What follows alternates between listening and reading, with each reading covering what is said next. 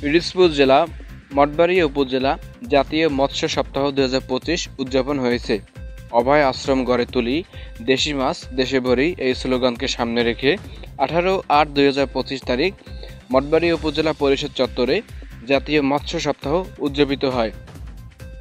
Rally ও শোভাযাত্রা মঠবাড়িয়া সকল সড়ক প্রদক্ষিণ শেষে উপজেলা পরিষদের পুকুরের মাছে পোনা অবমুক্ত করা হয়।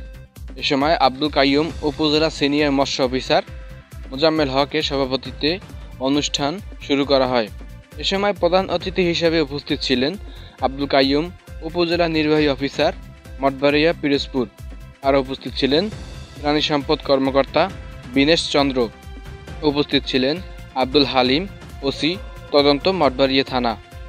উপস্থিত ছিলেন সহকারী প্রকৌশলী আব্দুল সত্তার খান লিটন, জনস্বাস্থ্য অধিদপ্তর মঠবাড়িয়া পিরোজপুর।